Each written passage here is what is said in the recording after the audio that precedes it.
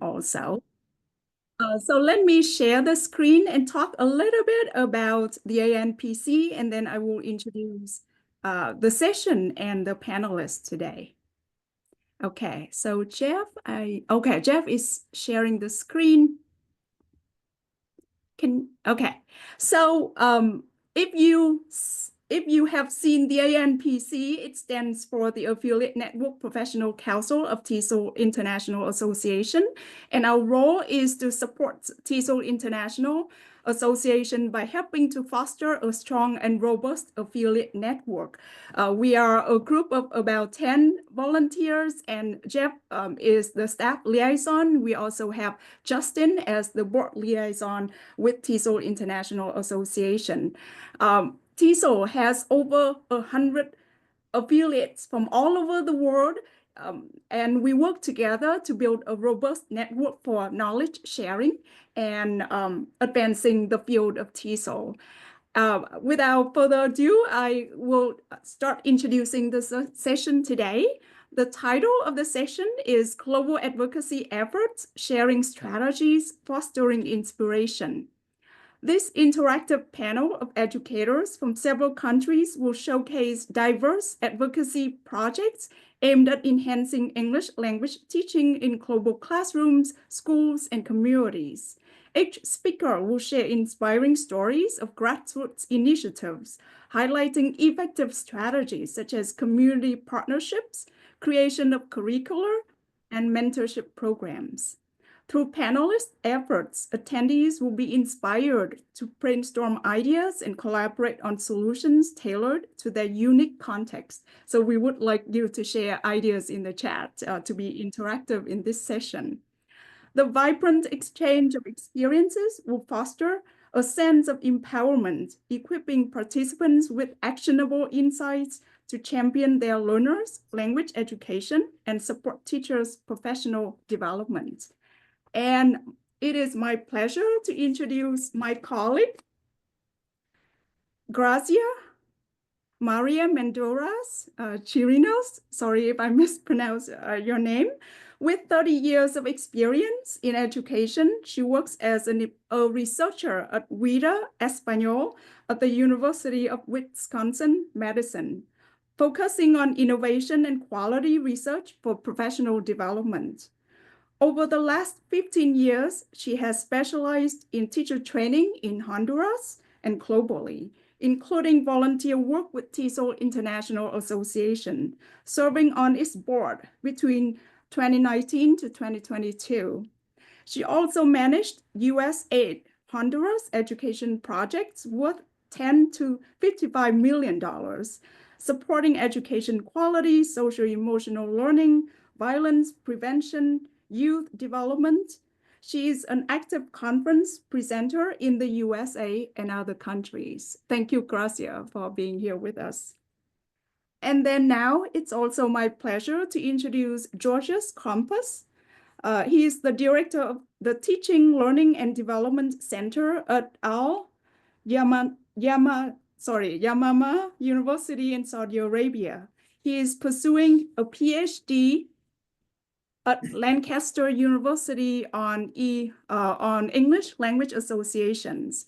Georgios has been a strong advocate of ELT teachers through his leadership in English language teaching associations like TESOL International Association, TESOL Greece, TESOL Arabia, TESOL Gulf, and also Kingdom of Saudi Arabia TESOL, and the International Association of Blended Learning for the past 20 years. I know that Georgios served on the ANPC a few years ago also. Georgios is a frequent presenter in conferences around the world, including UNESCO, where he has been invited to present his work in Slovenia and France.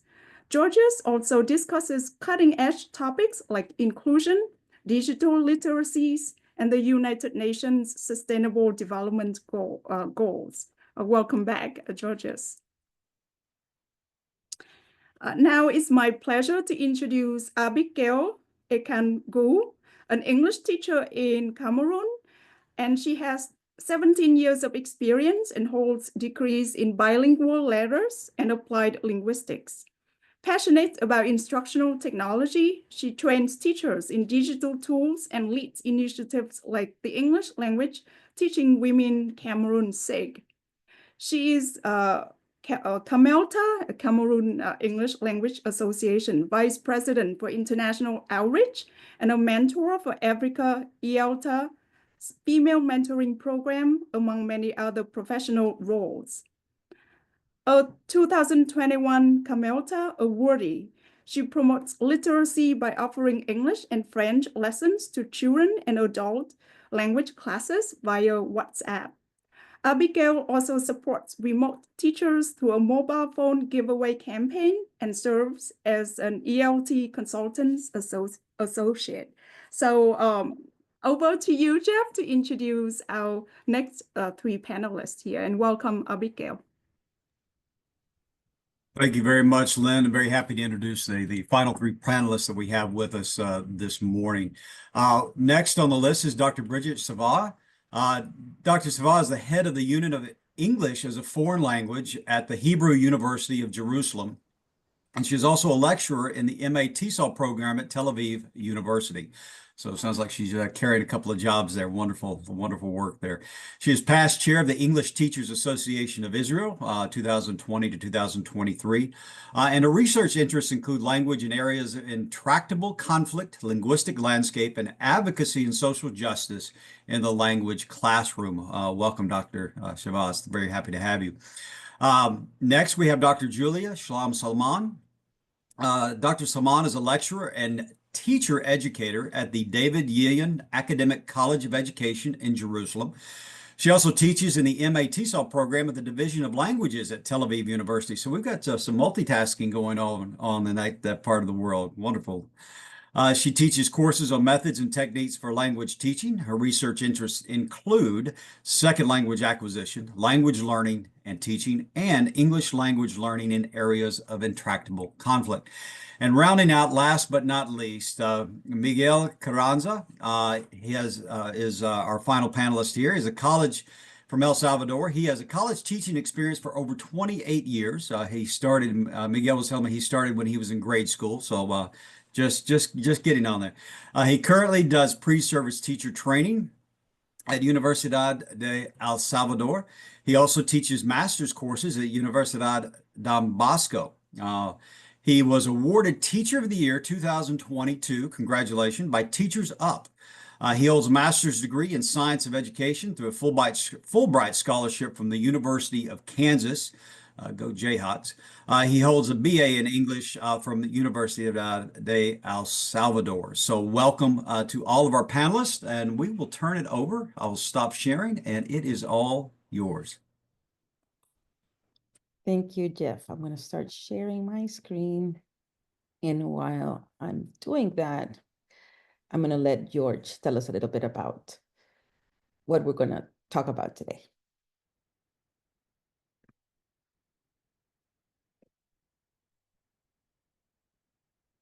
George? I'm here. There you go. I'm not sure if the slide is on. I can see the cover page. Uh-oh. Let me see. Let me share again. Is that working now? Still the cover page, I think. Oh, is it me? So. Yeah, it's moving now. There. Yeah, okay. Go ahead. So now we're on page 2. Yeah, go ahead.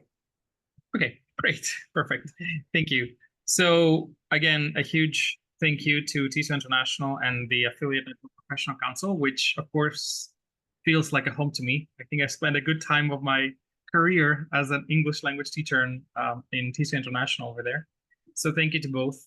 So today's session is all about advocacy, and I'm certain that everyone here has heard or has, come around any different kinds of advocacy in their own context, because as we're going to say later, that's what advocacy is for different people, different contexts.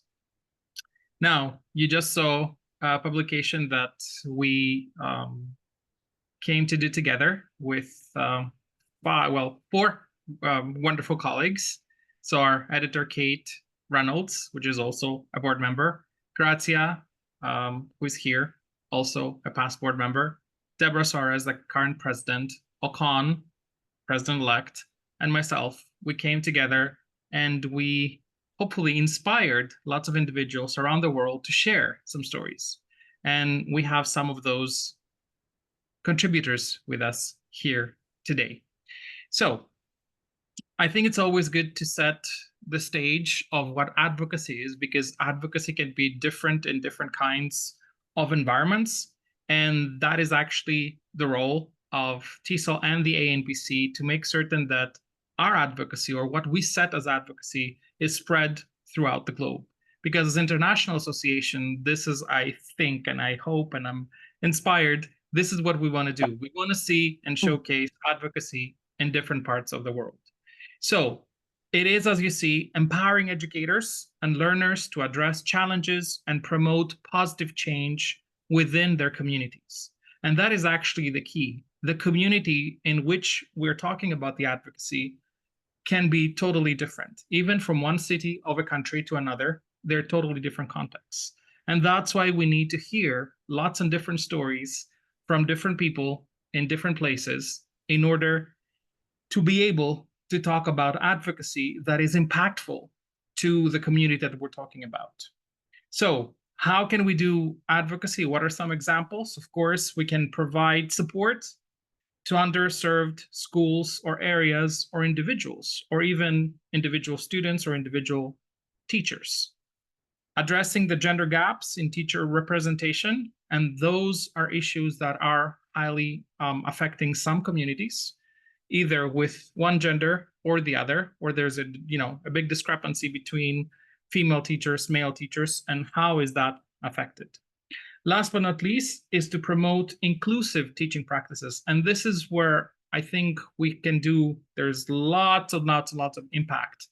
The different learners, because advocacy is not about finding a place where there's not, it's not, the context or the situation is not conducive to learning, but maybe we have different learners. And in our context nowadays, and with globalization and with everybody moving for X reason from one place of the earth to another, we do have multilingual learners. And that's a key aspect of advocacy. We need to advocate for them, because I think, well, research says that there's so many multilingual learners in the United States and around the world. Now, is advocacy easy, or can we trace it? Can we find it? Can we see it? Well, primarily, we need to have awareness about advocacy. And I think this session today is a great, compass for awareness of what is advocacy. We will see different examples in at least two of our the contexts that we have explored within our publication, but also we hope to hear from you in the chat box. The action, how to implement those strategies, and what do we need to do, right? So we have found what is there. We need to see the measures. We need to implement them, but also we also need to measure to see what is the outcome on the educators, on the learners and communities, because we may take an action on the advocacy, but we need to see how was that impactful, or what did it impact? Did it impact or not? And can we take that as an example and use it on another environment? Now, moving on, what do we need? What is needed for advocacy? Of course, we need resources. And again, there is TESOL, where TESOL provides us with resources for advocacy, both for the US context, but also for contexts outside. And those need to be accessible. And in a time where everything is on our fingertips, especially by the use of AI, right? We can facilitate and we can change and we can make those resources available to the target population if those are students or teachers, or even actually policyholders or the people who create or manage policies. This is extremely important for us to see how policy can be affected. In the US, it's, I believe, a little bit easier because we have there is direct contact, and TESOL again organizes the advocacy days where, I was lucky enough a few years back to go to see governors and talk with them and see how we can make, how we can propose other policies or what is the deal with advocacy in each state. But in another context, maybe there's a difference. There are petitions, there are ways, the city council or the Ministry of Education or different kinds of entities that can affect policy. Funding, of course, for advocacy-driven projects, and those can be either small projects and their funding or larger scale projects. And again, there are different aspects in different parts of the world. For example, in Europe, you can have an Erasmus Plus project to talk about advocacy for a specific country, for a specific context, or a group of countries, in essence. And of course, platforms to share success stories and challenges, because it's not always to talk about we have to do advocacy and what happened, what are the success stories, right? And we need to share those. Those are important. With that, we need to have networks. Again, ELTAs, English Language Teacher Associations, are a great network for educators, policymakers, organizations that have a say, or you can point to an entity in order to be able to help us. And open space, dialogue, these discussions that we have today, or other discussions that we're able to share and ask questions and get more from different parts of the world. I think Grazia earlier mentioned, or Lynn, that mentorship programs, I think mentorship programs are extremely helpful, both for new and experienced teachers, right? It's not only that we have to mentor new, but also experienced teachers, and experienced mentors can also learn from their mentees. That's extremely important, sorry, because this is where the core of us as educators, where we continue to learn. We're lifelong learners.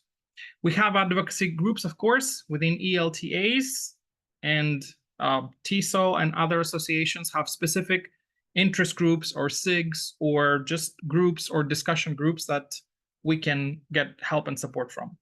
Last but not least, for me, is the action steps we need to take. And even if it's a small project, a small step that you're thinking about, we identify the gaps in the resource, in the training. We find a gap, as we do in research, and then we need to develop policies, whether it's in our school, in our private language school, in an elementary school, in a university, in a country, and whatsoever.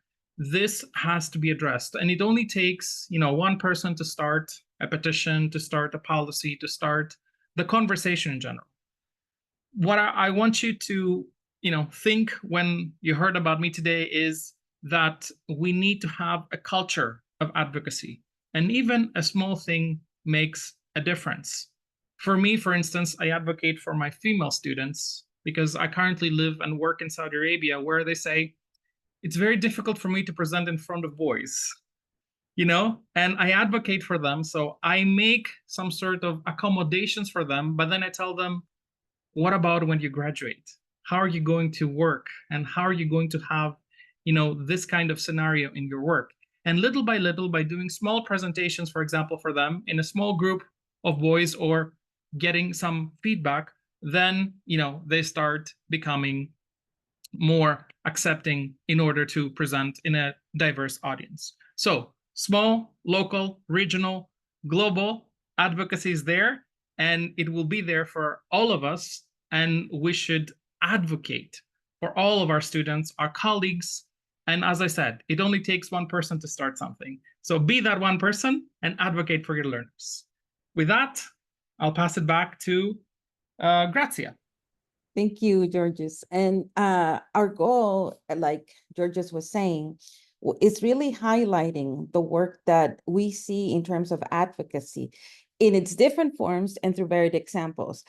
Different contexts will have different limitations, different challenges, but also different ways in which our advocates are actually doing something in terms of advocacy. And our goal with this project was to specifically highlight the different ways in which people are doing things locally, but that has also a global impact, and understand that role that our advocates, our teachers, our students, and people in the different communities that they're working at are really having an influence and having an impact. And like George was saying, taking steps towards solving those challenges and addressing those issues in the ways that their context is allowing them. And understanding, and this is something that I always emphasize, that advocacy is not a one size fits all. It's not, we're not going to be able to do it in the same way and make changes in policy in the same way that we do it in one country or in the other.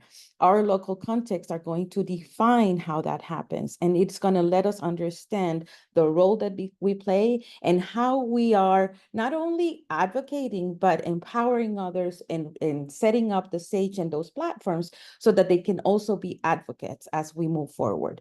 And understanding that advocacy shapes our work as educators and the context in which our learners thrive. Georges was giving a great example on how to empower female learners in order to improve their presentation skills, right? How do we understand what's happening in our context, and we're actually doing and taking actions and taking steps towards solving those issues?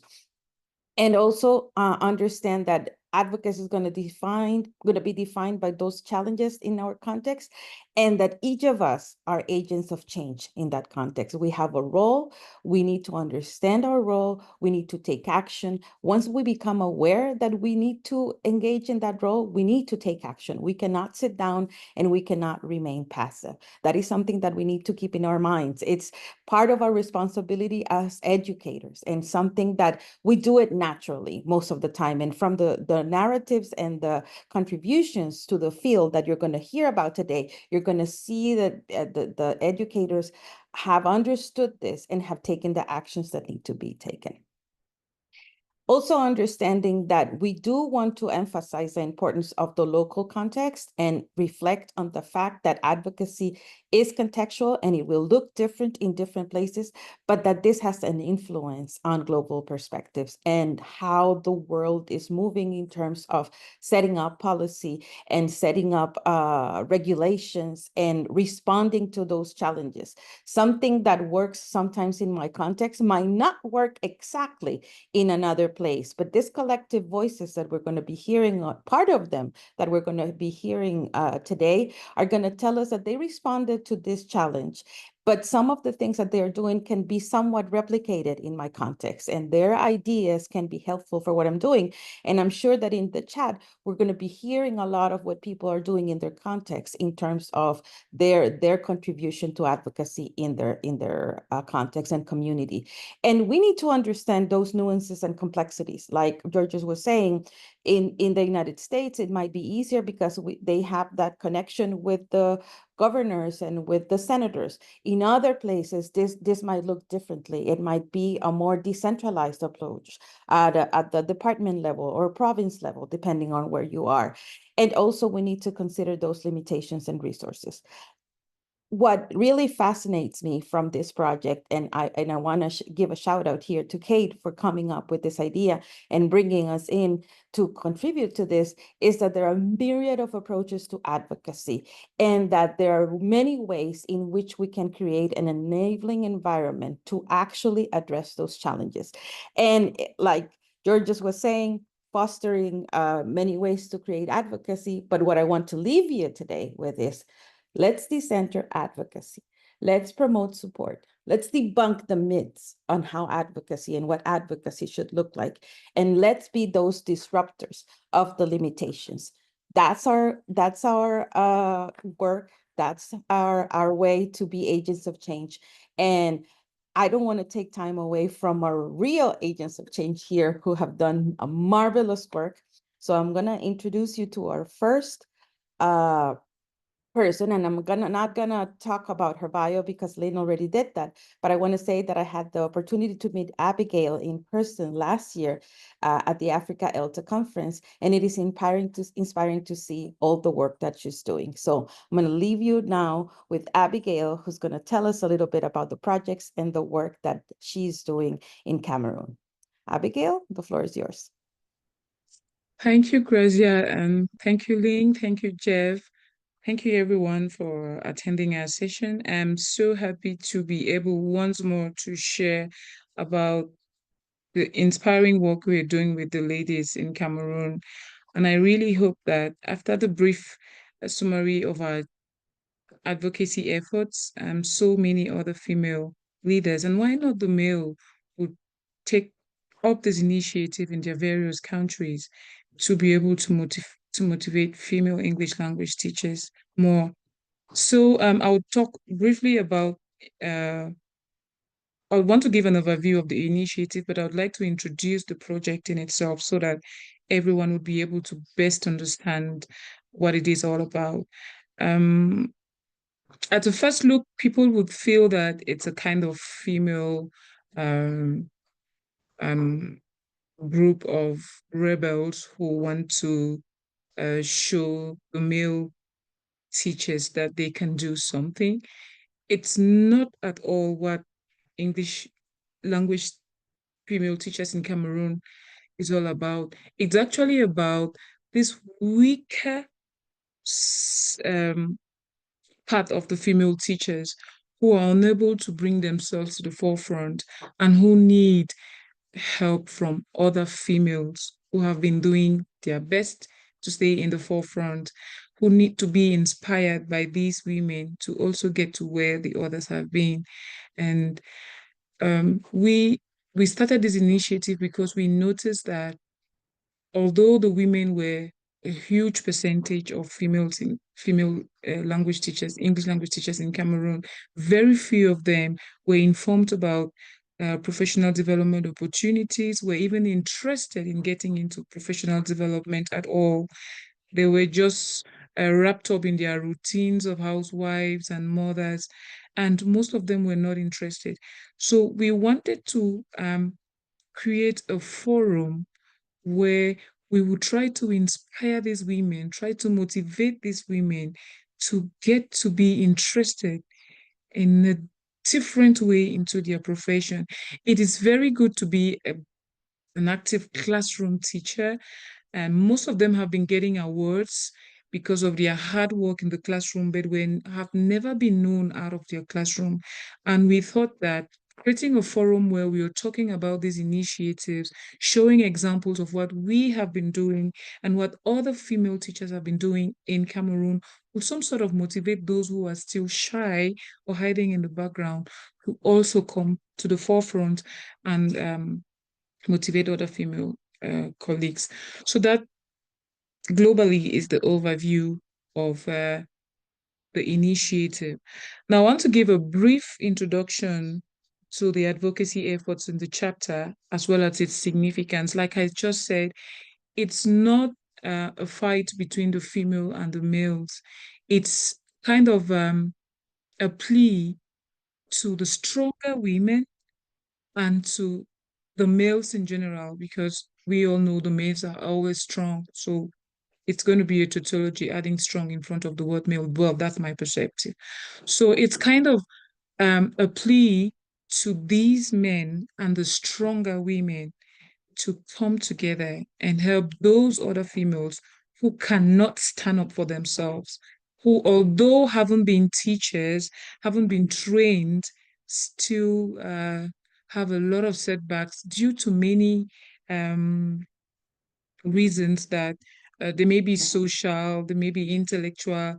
And as time went by, we got to discover that so many of these females had a lot of setbacks they were shy to talk about, but got empowered and encouraged to talk about these initiatives in our forum and have been doing a lot of progress. So strategies about coordination. How do we coordinate this very large group? It's actually a national one, and we've been doing so much work with other teachers in Africa and out of Africa. We have so many examples of collaboration with so many teachers. What we want to do to keep the group moving and is that we work with sorry, I'm still at the sorry, Grace. Yes, I'm still at the coordination. So trying to build a supporting network is, like we said, we've created a community of practice where we communicate. We have a community of practice for the national forum, but we also have branches in the national, at the national level where regional heads try to work with their women at that level and bring up complaints, bring up questions that we brainstorm in the regional head group, and we take them to the national level and try to work on them. We have a lot of workshops and training sessions that we do with the women. At times they are remote, at times they are face to face, and we also use a lot of technology in our communicative and collaborative. Next slide. We want to create impact and we want to inspire. So we always share success stories. If someone was opportune to go to a conference, was opportune to have a scholarship, we always share them in the group. It's not a kind of show up, it's to show the women actually that they can do it as well. So when you have the success stories, you share you share your story, how you came about it, what motivated you, and that might inspire many other women to want to try these scholarship opportunities or training opportunities to be like you. We also take feedback from participants, improvement in confidence and teaching effectiveness. This is usually much more done during our workshops and training sessions. We also share teaching practices in our groups and collaborative efforts that we do with inspectors and other well-trained teachers, experienced teachers, so that we give positive feedback to teachers who need help and who come to us. For future plans, I would just say we really want to expand our network and we want as many female English language teachers worldwide who want to work like us. We are not trying to divide the English language association into the male and the female. No, we want to support the weaker women.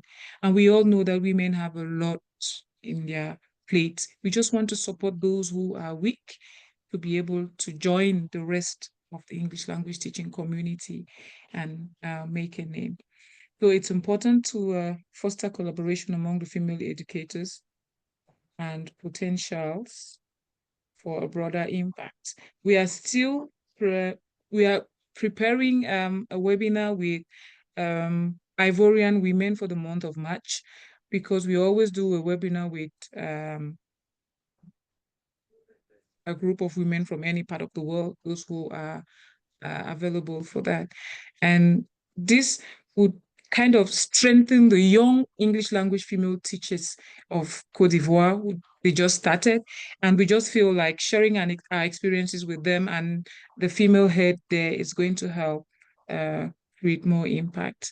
And why not bring as many other female teachers together in Ivory Coast as possible? I think that's all I have to share. Thank you.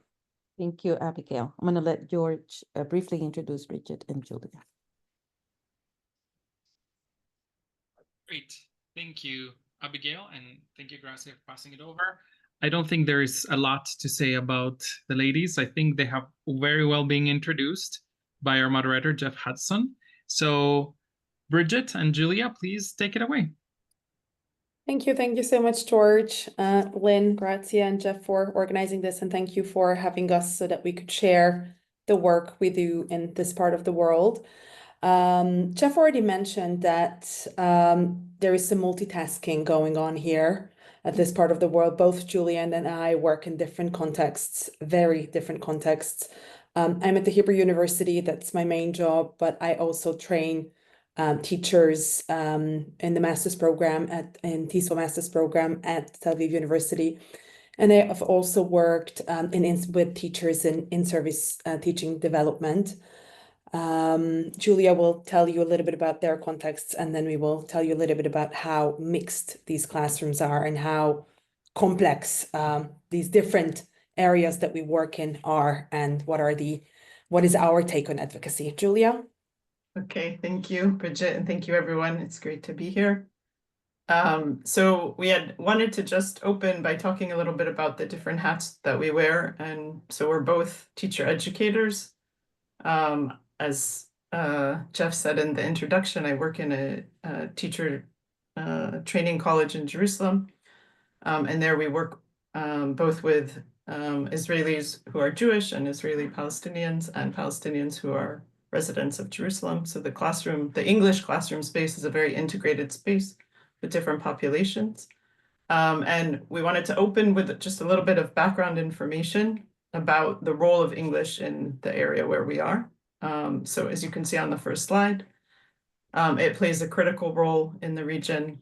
And it's really an essential part of linguistic capital. It's necessary in order to socially mobilize and to gain access to higher education.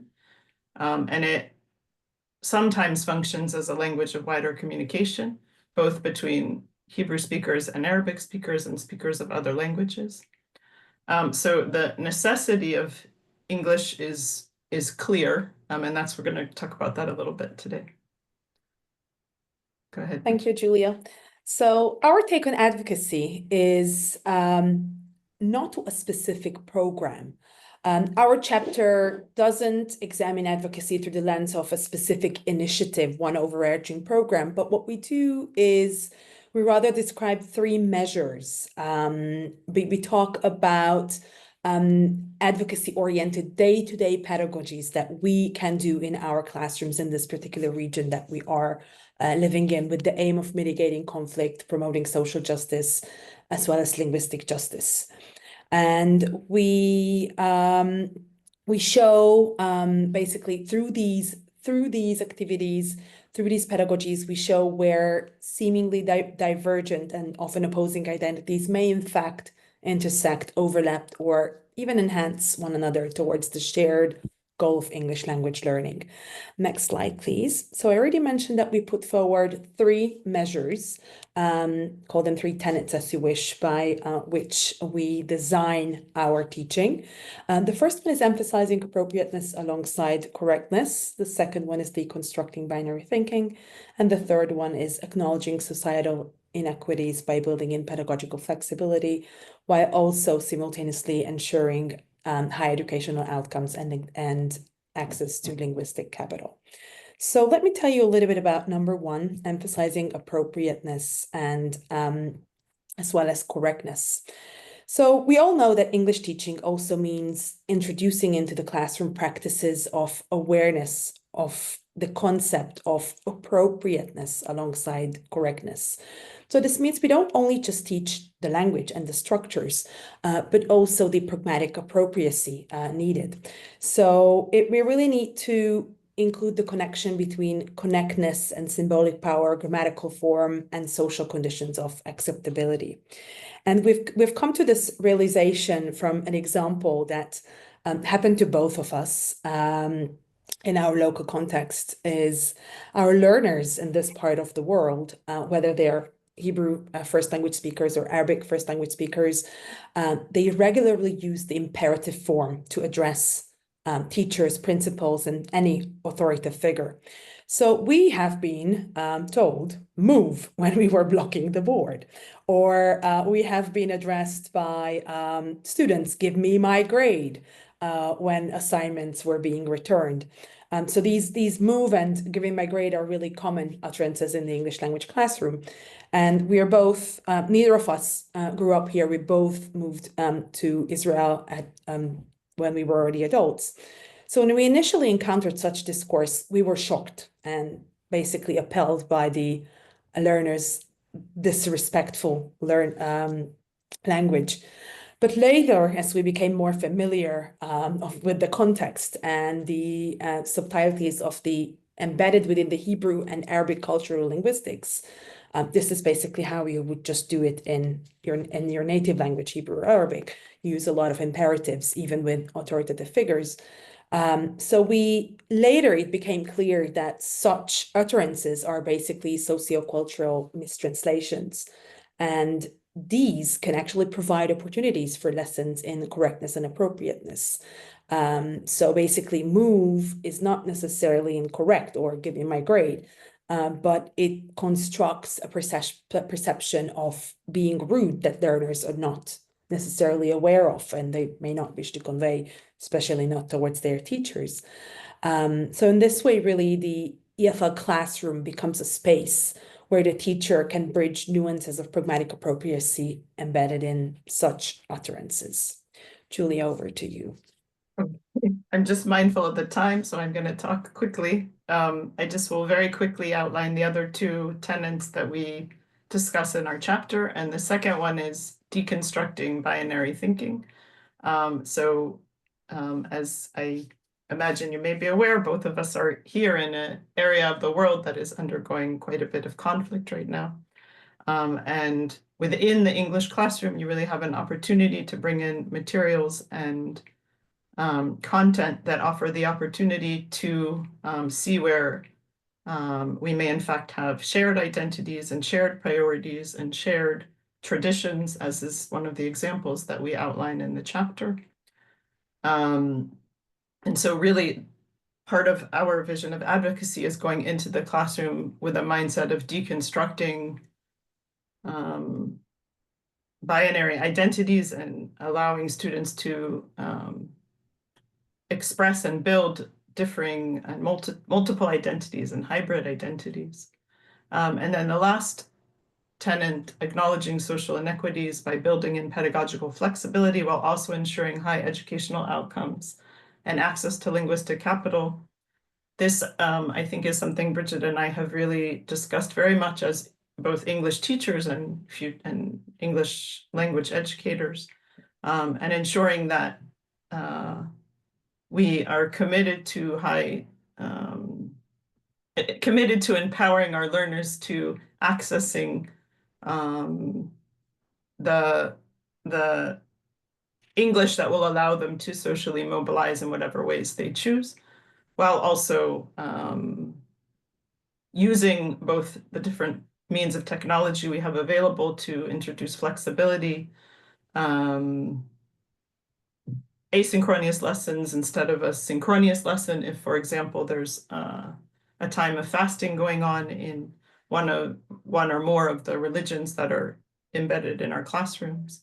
And in fact, Georgios, your example at the beginning that you mentioned about encouraging women first to speak with small groups and then greater groups, I think that's a very nice example of this tenet where it's not that, okay, well, we won't do that, but let's do it in a way that's culturally appropriate and allows for the skill or competency to be acquired, but while being appropriate and acceptable in the context in which I'm teaching. So that's just a very brief snippet, and we of course go in more in depth in the chapter. So thank you very much. Thank you, Bridget and Julia. Now we're going to move on to Miguel, and I'm not going to introduce him because Lynn already did that, but I just want to say, as you have seen, we started with Abigail talking about the inspiration of supporting women and women empowerment. Julia and Bridget told us a little bit about the context of learners and how to bring those nuances and complexities to work within a different context and those cultural and social cultural issues and challenges. And then Miguel is going to tell us a little bit about his chapter in terms of youth empowerment, so that you can see that within this project, we have different perspectives of what advocacy and advocacy projects look like. Miguel, the floor is yours. Thank you. Thank you for the invitation. It's a pleasure to be here. And I'm proud to talk about this project we carried out in the country. This happened during the context of the pandemic. The project we carried out was during 2022 and 2024. It was an ambitious program that aimed at teaching 3,000 high school students from the country, particularly from the public sector. We wanted to help them improve the level of English to an intermediate level. I think a B1 would be an appropriate level based on the resources we had, right? But it was an ambitious project, like I said, and the students would receive 10 hours of English classes a week, online classes a week. It was for 2 years. And the Ministry of Education had provided high school students laptops to all students in the public sector. And a colleague at the American Embassy, Fernando Herrera, invited some grantees of U.S. funded programs, like myself, I'm a Fulbrighter, and I was invited to participate in this project, and so were other colleagues from different universities in the country. So we became coordinators of the English projects, of the English volunteers. And also, well, the Ministry of Education was also invited and participated, of course, and then the Association of Former alumni of U.S. funded programs, and Sol.com, that provided Spanish classes for leadership and other areas. So we were in charge of recruiting 300 English tutors. They would be the English teachers, but they were majoring in English language teaching program, right? And then the program also required some Spanish tutors for the Spanish classes, and these were majors in the social work and psychology majors. So the program didn't have a lot of money. We didn't have money to buy the books, so it was we didn't have, like I said, the funding was not so strong, right? So this is what this initiative was about: providing online English classes to 3,000 students, and it was during the pandemic context. Next slide, Gracia. So what were some of the goals of this project? I think one of the first one was, well, to start reducing migration to the United States. The country has a long history, probably for the last 3 decades, of many Salvadorans going to the United States, and this was affecting our social fabric. Gang problem increased, also probably in part because of this. So the project wanted to help students to prepare them to get a job at a call center, for example, right? To prepare them to get a first job, to work as an agent at a call center. And so once they get this job, right, they will have money to pay for college tuition in a private university. The public institution where I work, it's free. Students don't have to pay, but we just have so many spots available, right? So students could have money to pay for the college tuition if they get hired at a call center. Another interesting benefit of the program was that the tutors or the volunteers, the facilitators of the English and Spanish programs became like a role model for the high school students. And this was very important because it happened during the pandemic. There was a lot of depression going on in the high school and university students. So this relationship, I think, was very important for both of them, for the tutors and for the high school students. The tutors got certified, got different trainings, and they got their certificates, and so they improved their curriculum. That's also very important for them. But more important for them was the rewards they got, their personal fulfillment of having participated and helping in their communities. That was also something that I observed that was very unique. Another important point was that we also got to develop stronger relationships with other universities, something that didn't happen in the past. So there were like 6-7 colleges involved, and we got to help each other and help achieve this aim. But what are some of the challenges we have? One of the challenges we have, the major one, was probably the attendance from high school students in the classes, because we didn't have prerequisites. So all high school students could join and sign up, and then the dropout rate at the beginning, the first 3 months, was high. Maybe 30 or 40% of the students drop out, and that was a little disappointing for the facilitator, for the volunteers, and also for the coordinators. But eventually it got stable. So, but that's still a challenge, having students come to classes And particularly because, yeah, it was 2 hours a day of online classes in addition to their high school classes. This was an off-school program. Training for volunteers also represented another challenge, particularly because we did it once we started the classes. We didn't do it before. And this was the first cohort. Now we are in the second cohort, and we have improved some things. Recruiting the volunteers, recruiting the teachers was also an issue.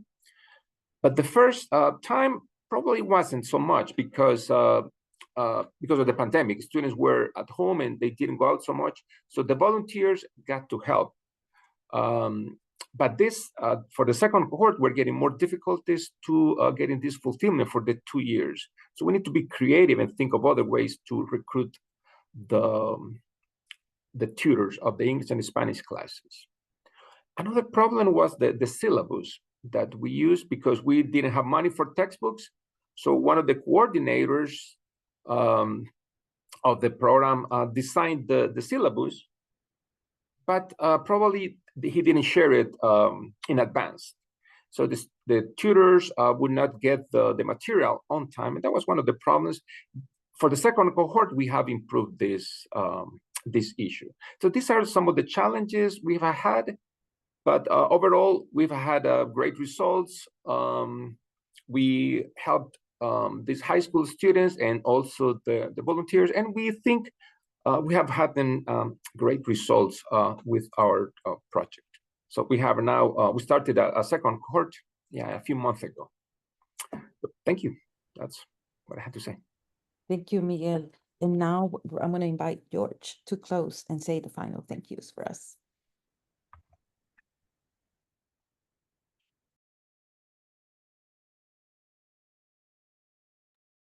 All right, so thank you everyone for joining us today. I think we saw lots of examples of empowerment and advocacy in different parts of the world. And I think that's quite important, and it connects with everything that we have said from the beginning, that we need to see what advocacy is, take the right measures, and then apply it. And it might be easier in some contexts or different or more difficult in others. But I think we as educators have that power to make everything so simple. So I would like to stress on that I know that advocacy is extremely powerful. It can be extremely difficult, but doing very little can have an impact on our students, on fellow educators, and everyone else that is involved. I would really like to thank TESOL and TESOL NPC for doing this session today. My fellow panelists, Bridget, Gracia, Miguel, Julia, Lynn, and Jeff. And of course, the 5 fabulous editors of this volume, Kate, Gracia, Ocon, and Deborah, that have worked tirelessly in order to produce this volume. So I would really like to thank you for that. And I'll pass it back to Jeff and Lynn if you would like to add anything. And that's it for me. Thank you. All right. Well, thank you, Georgios, and thank you all for sharing with us your efforts. Now, before we go, I do want to make sure that we have some opportunity for questions. I didn't know if there was anyone that had any questions from the attendees. Feel free. We'll take a few minutes. If not, we'll go on and share some resources that can continue this work. But first, wanted to give opportunity if there were any questions from the audience or any final words from the panelists before we move on. Any words of encouragement? Rem, please. Hello, good afternoon, everyone. I am from TESOL, Tunisia, North Africa. I would like to thank you so much for all the information you provided us. I have a specific question. Is advocacy now started being in research? Do researchers write about this topic? And how can we apply it, for example, to improving skills like speaking, reading, and writing? Thank you so much.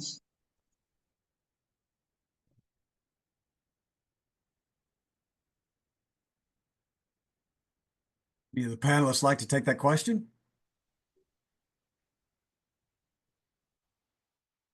I think we can let Julia or Bridget, maybe.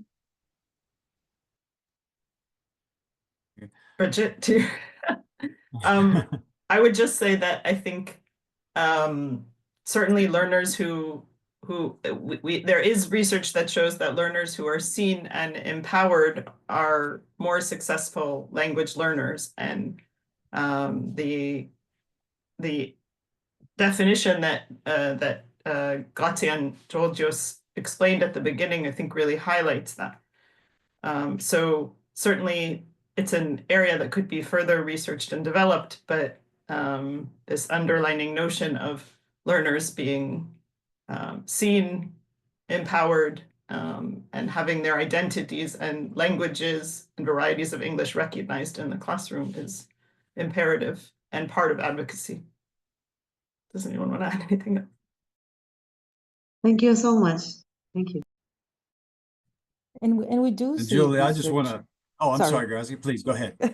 We do see research in advocacy, and it might vary depending on the discipline. It might also be focused on policy and changes in policy. So there is research on advocacy, and there are many scholarly articles that we can recommend if you write to us. Yeah. Thank you so much. Yeah, and I was just going to add, Grazie, thank you for adding that part to share with the research that's going on there. And Julie, just to your point, how vital it is to remember that advocacy is really about raising that voice and including them, making sure that they're included in that. And I love, Abigail, what you have done is elevated the voices of those that you are helping. And Julia, Bridget, what you're doing and bringing just a variety of not just languages, but sociocultural issues, political issues together within a classroom and embracing the diversity that comes there and providing a voice and recognizing the asset that they bring to it. So I just kudos to what you're doing with that, RIM. So excellent question to highlight some of the research that is going on and the real activity on the ground as we go through this, which these panelists have demonstrated today. I realize that we are at the hour, and we did say that we would have an hour presentation here. I would invite all of you, if it is appropriate for the panelists, so feel free to share what contact you would like. If you would feel free people getting in touch with you.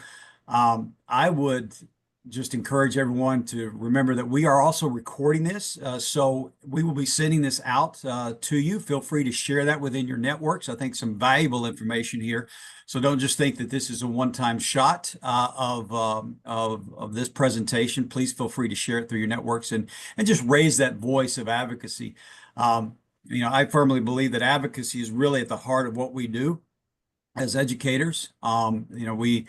We may look at the word advocacy and perhaps be gripped a little bit with fear about what that means, but it's quite understandable. But advocacy is, as Georgios was talking, could be going up to the lawmakers, the governors, the congressional members, but it could also be getting together with your fellow teachers and educators or your families and just helping people access resources and understanding better what they have going on so you can better support them. It's such a variety of contexts that advocacy can take place with that. And just a little bit that I would like to leave you with as you continue your journey.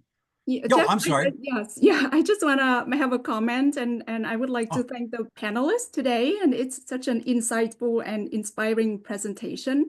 And to me also, it is a big word, but sometimes I think about advocacy and advocate with the preposition for. Advocate for what? So sometimes you advocate for a student, sometimes you advocate for your female colleagues, sometimes you advocate for youth in your countries, or as an organization, we advocate for the whole TESOL field and how important it is in educating students.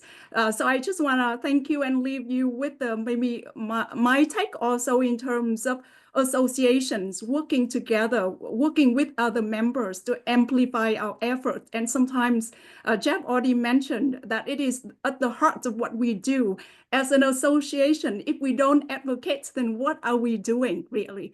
So that's one of the really important, I would say, important roles of associations. That's why we come together. So I want to thank you for your expertise. And I mentioned the book. I have read a few chapters. It's really inspiring and with very specific examples that you can implement in the classroom. I love the idea that you coined in terms of advocacy oriented pedagogy, if I recall it correctly. So thank you so much for all your knowledge and expertise now. Over to you, Jeff, for some final information about TESOL advocacy and what you can do next to be engaged with TESOL. All right, thank you, Lynn. And I just want to echo that about coming together, not just as one association, but quite frankly, what the affiliate network represents. It represents over 100 associations across the globe coming together. We look at TESOL and we look at the thousands of members that are part of TESOL International Association, but when we add to it the impact and the membership across the affiliate network, we have over 100,000 fellow educators, fellow advocates engaged in this work. So coming together, you are stronger, you are amplifying that message more and more, and you have the resources around you. So we are not alone in advocacy. I hope that no one ever feels that they are alone in what they're doing.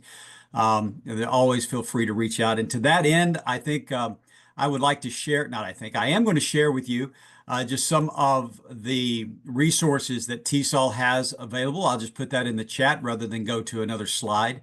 So feel free to copy that. I believe, did I get that in the chat correctly? Yes, yes. Yes. Okay, good. Good. Want to make sure that was there as well. So feel free to access that, copy that out. We have resources available. We also have opportunities for you to request that support. So if there's anything that we can do or any area that you say, Jeff, or not just Jeff, excuse me, TESOL, don't say Jeff, TESOL, this is an area that we see as a need, and this is something we need to focus on. Feel free to reach out and let us know. And one thing I really love, if you have a resource that you said, man, this really needs to be amplified, let us know. We want to put that on the platform and amplify that out there. We have a great advocacy resource section, but that is evolving and growing. We always are looking for more and better resources that we can help supply and amplify that out for your own advocacy that you're doing. So with that, again, I would like to say thank you to our panelists. Thank you for the attendees. Thank you for everyone for your advocacy and your work in raising those voices around the globe. So with that, we conclude our webinar. Thank you all. Thank you, everyone. Thanks, everyone. Thank you so much. We'll see you soon. Bye. Bye, everyone. Thank you.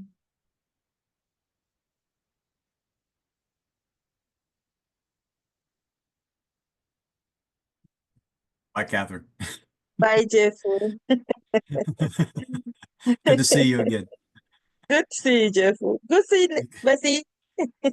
All right. Thank you so much. And Rim, Nice seeing all of yeah, you. and Rim, email me and I'll get you a certificate of attendance. You were asking about that in the chat, so just email me. I'll help you with that. Okay, thank All you. right. I'll do it in a couple of minutes. Thank you so much. Okay. All right. Thank you. Hey, Bessie. Good to see you. Bye. Nice to see all of you after so long.